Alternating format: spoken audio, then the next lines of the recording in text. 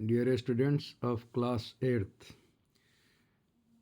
द्वितीय आवर्ती परीक्षा यानी PT2 है आपकी।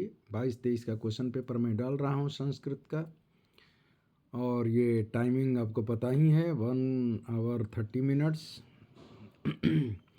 और 40 अंक का है ये।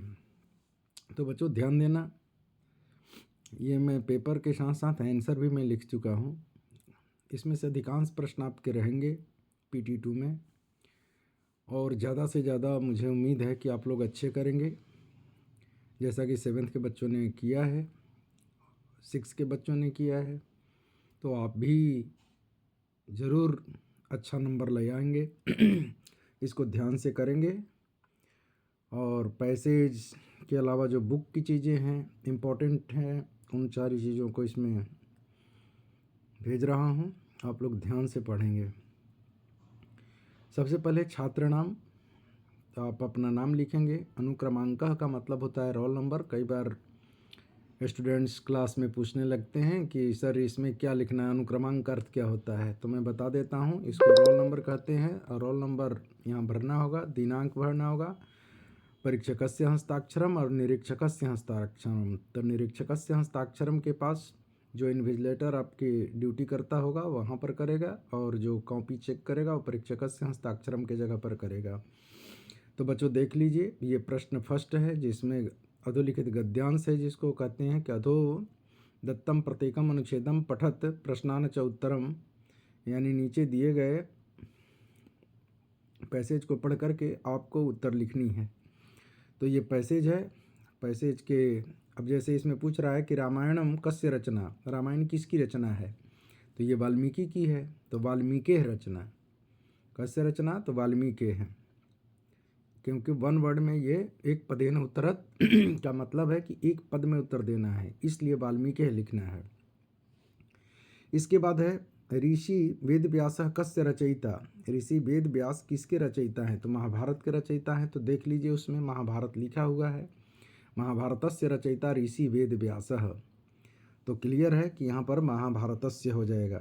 ऐसे ही कह आदि कवि कथ्यते, कौन है जिसको आदि कवि कहा जाता है, तो आपको देख करके उसी में से लिखना है वाल्मीकि ही। ये मिल जाएगा, सारा चीज़ इसी में है, आपको अलग जाने की ज़रूरत नहीं है। जिस वाक्य में लास्ट वाला अपना मिलाइएगा, कथ्यते लिखा हुआ, तो कथ्यते में देखेंगे कि आदि कवि है कि नहीं। आदि कवि है तो कह के जगह पर क्या लिखा हुआ है, तो वाल्मीकि है, तो वाल्मीकि लिख देंगे। किम नाम महाकाव्यम विश्वकोश कथ्यते, क्या नाम है जो महाकाव्य के विश्वकोश कहलाता है, तो महाभारतम, ये हो जाएगा। अब एक वाक्य में उत्तर देना है। श्री कृष्ण अर्जुनाय किम उपदिशति, श्री कृष्ण अर्जुन के लिए क्या उपदेश देते हैं, तो यही लिखना है कि कर्तव्य भावेन स्वकर्तव्यम कुरु, कर्तव्य भाव से अपना कर्तव्य करो, कर्म फलस्य आसाम मा कुरु, कर्म के फल की आशा मत करो, बस आप अपना कर्तव्य करते जाओ, फल को देने वाले ईश्वर हैं। अब चलते हैं क्वेश्चन नंबर 2 पर। यथा निर्देशम उत्तरत, जैसा निर्देश दिया गया है उसका उत्तर देना है। जैसे कुरु, कुरु में मूल धातु क्या है पूछा है, तो क्री धातु होता है। क्री मतलब करना, और ये किस लकार में है, तो लोट लकार में है। किस पुरुष में है, तो मध्यम पुरुष, और कौन से वचन में है, तो एक वचनम। तो इस तरह से आपको लोट लकार, लंग लकार, रीट लकार थोड़ा सा देख लेना है आपको। बहुवचनम लिखा, तब इसका बहुवचन क्या होगा, कुरु है। कुरु मतलब करो, तो तूता मंतु ही तम त होता है, तो कुरुत हो जाएगा लास्ट में बहुवचन में। और यहाँ स्वकर्तव्यम लिखा हुआ है, एक वचन में है, अब इसका बहुवचन बनाना है, तो स्वकर्तव्यम से स्वकर्तव्यानि, ये हो जाएगा। पर्यायम लिखा, तब इसका पर्यायवाची लिखना है। रचितः, रचितः का देखिए मैं लिखा नहीं हूँ बच्चों, क्षम्यताम, क्षमा करना। इसमें क्या करना है कि रचितः का होता है कृतः, क्या हो जाएगा यहाँ पर, कृतः। अगर कहो तो मैं लिख दूं फिर से, थोड़ा टाइम लगेगा लेकिन मैं लिख सकता हूँ, कृतः।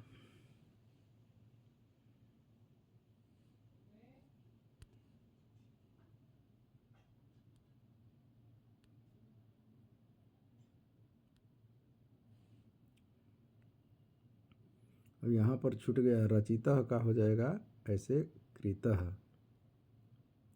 कृतः यानी किया हुआ, ठीक है। और लेखकः का हो जाएगा रचयिता। ऐसे ही देखिए नीचे, गीतायाम श्री कृष्ण अर्जुनाय उपदिशति, गीता में श्री कृष्ण अर्जुन के लिए उपदेश देते हैं।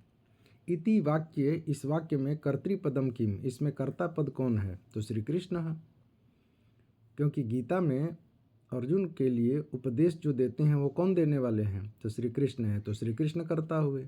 जो उपदेश दे रहा है, कौन उपदेश दे रहा है? प्रश्न अगर करेंगे उपदिशति से कि कह उपदिशति, तो श्री कृष्ण उपदिशति, श्री कृष्ण उपदेश देते हैं, इसलिए कर्ता कौन हुआ? श्री कृष्ण है। अब चलते हैं क्वेश्चन नंबर 2 पर। रेखांकित पदम आधृत्य प्रश्न निर्माणम कुरुत, रेखांकित पद के आधार पर प्रश्न निर्माण करना है। प्रश्न निर्माण कैसे? वयम स्वदेशस्य राज्यानां विषये ज्ञातुम इच्छामि, हम सब अपने देश के राज्यों के विषय में जानना चाहते हैं। तो स्वदेशस्य से क्या बन जाएगा? कस्य, ये आप देख रहे हैं कस्य, ये आंसर है। लेकिन आप लोग जब प्रश्न बनाएंगे बच्चों तो ध्यान रखिएगा, इसको लिखेंगे कस्य स्वदेशस्य राज्यानां विषये ज्ञातुम इच्छामि, पूरा वाक्य लिखना है। देखिए मैं नीचे छोड़ दिया हूँ यहाँ पर, जैसा कि आप देख रहे हैं पूरा नीचे खाली स्थान, मैं उसी वहीं पर शॉर्ट में लिख दिया हूँ। आपको शॉर्ट में नहीं लिखना है क्योंकि 4 नंबर का है, एक एक नंबर का 1 है। अगर शॉर्ट में खाली कस्य लिखते हैं तो आपके आधा नंबर मिलेंगे 1 नंबर की जगह, इसलिए कस्य लिख रहे। वयम कस्य राज्यानां विषय ज्ञातुम इच्छामि के बाद क्वेश्चन मार्क। सप्तभगिन्यः प्राचीन इतिहास से प्रायः स्वाधीना एवं दृष्टा है, तो सप्तभगिन्यः से क्या हो जाएगा? काह प्राचीन इतिहास से प्रायः स्वाधीना एवं दृष्टा, क्वेश्चन मार्क। फिर प्रदेशे अस्मिन् हस्तशिल्पानां बाहुल्यं वर्तते, तो केषां, प्रदेशे अस्मिन् केषां बाहुल्यं वर्तते, क्वेश्चन मार्क। एतानि राज्यानि तु भ्रमणार्थम स्वर्ग सदृशानि, तो एतानि राज्यानि तो भ्रमणार्थम कीदृशानि करके क्वेश्चन मार्क। तो इस तरह से प्रश्न निर्माण के लिए यहाँ पर नीचे जगह दिया हुआ है, इस जगह पर आपको लिखना होगा पूरा वाक्य। अब देखिए तद्भव से आपको क्या करना है, तो लिखा है कि प्रश्न 3 में पाठात् चित्वा तद्भव पदानां कृते संस्कृत पदानि लिखत। अब तद्भव पदानी संस्कृत पदानी, सात को क्या कहेंगे? शब्द, तो बहिन को क्या कहेंगे? भगिनी। ऐसे ही संगठन को क्या कहेंगे? समवायः भी लिख सकते हो, संगठनम भी लिख सकते हो। बांस को क्या कहते हैं? वंशः। आज को क्या लिखेंगे? अद्य। खेत को क्या कहेंगे? क्षेत्रम। अब चलते हैं प्रश्न संख्या 4, करा कि भिन्न प्रकृति पदम चिनुत, भिन्न प्रकृति वाले पद को चुनिए। ये 5 नंबर का है। अब क्या करना होता है इसमें? भिन्न प्रकृति में थोड़ा सा जो अलग हो उसको लिखना होता है। भिन्न मतलब इंग्लिश में जो ऑड वर्ड बोलते हो ना, वही संस्कृत में भिन्न प्रकृति है, यानी नेचर जिसका अलग है, चाहे जिस तरह का हो नेचर। अब सब लोग हंस रहा है और एक उसमें नहीं हंसेगा, तो उसको हम क्या कहेंगे? उसमें ये कहेंगे कि भाई ये अलग नेचर का है, ये हंसने वाला नहीं है, तो उसको हम चुन लेंगे कि भाई ये सबसे ऑड है। या सब लोग चुप है, एक हंस रहा है, तो वो भी ऑड बन जाएगा। ऐसे ही आपको ये देखना है क्वेश्चन नंबर 4 का क में कि गच्छति, पठति, धावति, अहसत, क्रीडति। देखिए सब लट लकार में है। गच्छति भी जाता है, पढ़ता है, दौड़ता है, खेलता है, लेकिन अहसत जो है वह हंसा, तो हंसा तो ये पास्ट टेंस में हो गया, यानी आपको कहेंगे भूतकाल और संस्कृत में कहेंगे लंग लकार। तो अहसत लंग लकार में है, बाकी सब लट लकार में है, इसलिए आंसर होगा अहसत। ख देखिए छात्र, सेवक, शिक्षक, लेखिका, क्रीडक। अब इसमें क्या है? सब पुल्लिंग है, छात्र पुल्लिंग, सेवक पुल्लिंग, शिक्षक पुल्लिंग, क्रीडक पुल्लिंग। तो लेखिका स्त्रीलिंग है, इसलिए आंसर हो जाएगा लेखिका। ऐसे ही देखिए और दूसरी तरफ से देखेंगे तो क्रीडका भी हो सकता है। क्यों? क्योंकि देखिए अब इसमें क्या है, ये जो है छात्र, लेकिन नहीं, ये नहीं होगा, लेखिका ही सही है क्योंकि स्त्रीलिंग है। अब ग में देखिए पत्रम, मित्रम, पुष्पम, आम्रः, फलम, शाखा। अब इसमें क्या है? नपुंसक लिंग है, पत्रम भी, मित्रम भी, पुष्पम भी, फलम भी, लेकिन 2 में अंतर है। अब इसमें क्या है? मित्रम अगर लिंग की दृष्टि से देखेंगे तब तो ये नहीं होगा मित्रम, शाखा अलग हो जाएगा, क्योंकि शाखा स्त्रीलिंग है तो शाखा भी हो सकता है। अगर लिंग की दृष्टि से देखेंगे तो सारे नपुंसक लिंग में है, आम्रह पुल्लिंग हो जा रहा है, ये भी हो सकता है। अगर देखेंगे कि मित्रम पुष्पम ये सब है तो पत्रम मतलब पत्ता, पुष्पम फूल, आम्रह आम, फलम फल, शाखा डाली, ये सारे पेड़ के पार्ट्स हैं। पत्रम पत्ते, पत्ता, और पुष्पम फूल उसी पर लगता है, आम्र आम भी लगता है, फल भी है आम, शाखा भी है, डाली पर लगता है, तो ये सब पेड़ के पार्ट हैं। लेकिन मित्रम अलग हो जा रहा है, क्योंकि मित्र भाई उससे क्या संबंध उससे, तो मित्रम भी हो सकता है। तो इस तरह अपने अपने आधार पर इसको हम तीनों लिख सकते हैं, लेकिन सबसे बेस्ट जो होगा वो मित्रम होगा, इसलिए पहले मैं लिखा। इसके बाद देखिए आम्रह भी होगा, ठीक है। अब देखिए नीचे वाला ग वाला थोड़ा कन्फ्यूजन है। घ वाला में देखिए व्याघ्र, भल्लुकः, गजः, कपूतः, वृषभः, सिंह, इसमें क्या है, सब पुल्लिंग है। व्याघ्र पुल्लिंग है, भल्लुकः पुल्लिंग है, भालू, गजा हाथी, वृषभः बैल, सिंह सिंह, ये सारे क्या हैं, जानवर हैं। और कपूतः कबूतर, पिजन, ये कहाँ से आ गया, ये अलग हो गया, तो कपोता आंसर हो जाएगा। ऐसे ही पृथ्वी, वसुंधरा, धरित्री, यानम, वसुधा। पृथ्वी को वसुंधरा मतलब धरती, धरित्री धरती, वसुधा धरती, ये सब की मीनिंग धरती है। यानम मीन्स गाड़ी हो गया, तो ये ऑड हो गया, तो इसलिए यानम आंसर होगा। अब चलते हैं क्वेश्चन नंबर 5 पर। 5 में क्या है, अब ये देखिए। अब इसमें कह रहा है कि शुद्ध वाक्य के सामने आम और गलत शब्द के आगे न। अभिवादनशीलस्य किमपि न वर्धते, अभिवादन करने वाला कुछ भी नहीं बढ़ता है, ये उत्तर गलत है, न होगा, ठीक है। जबकि अभिवादन करने वाला का बढ़ता है। माता पितरो निर्णाम संभवे कष्टम सहते, माता पितरो अपने बच्चे के लिए कष्ट सहते हैं, बिल्कुल सही है, आम। ग में देखिए आत्मवशम तु सर्वमेव दुखम अस्ति, अपने बस में रहना हमेशा दुख होता है, जबकि सुख होता है, ये कह रहा है दुख होता है, इसलिए ग में न आंसर होगा।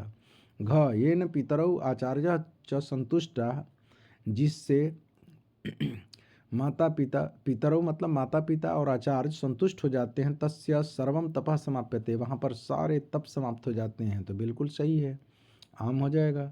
मनुष्य सदैव मनः पूतं समाचरेत, मनुष्य हमेशा अपने मन को समान आचरण में रखें, बिल्कुल सही है, आम हो जाएगा। मनुष्य सदैव तदैव कर्मम कुर्यात्, मनुष्य वही कर्मों को करे, ये न अंतरात्मा तुष्यते, जिससे अंतरात्मा संतुष्ट हो जाती है, तो बिल्कुल ये आंसर सही है, आम हो जाएगा।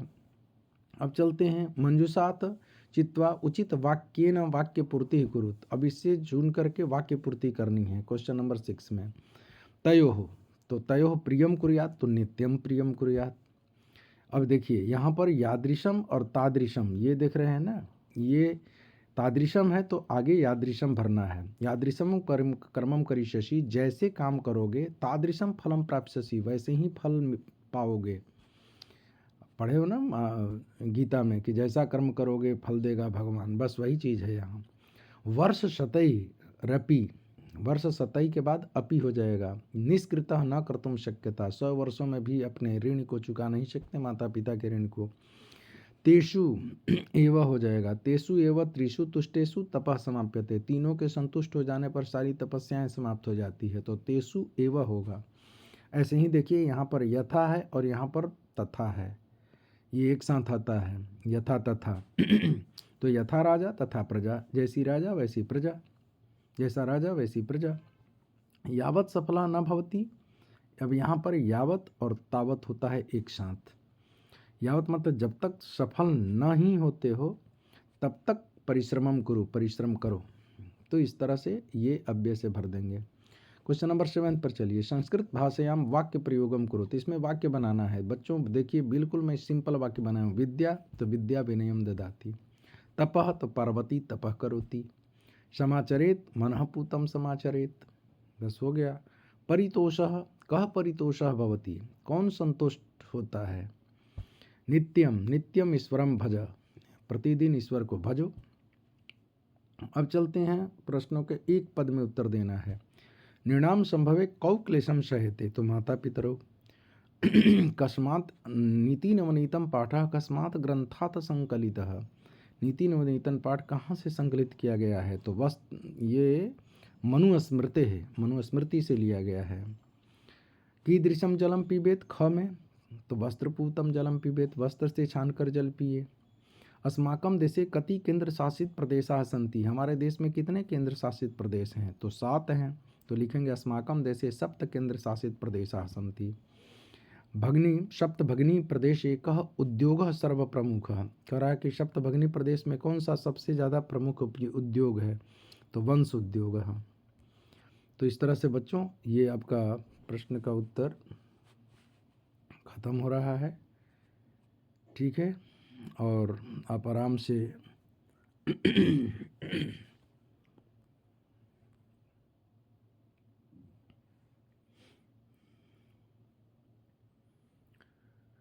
ठीक है, तो आप धन्यवाद। अब नेक्स्ट हम 7th क्लास का भेज रहे हैं, हिंदी का पेपर कल है तो उसको भी मैं डाल रहा हूँ थोड़ी देर में। इसके बाद 9th का इंग्लिश का पेपर डाल दूँगा।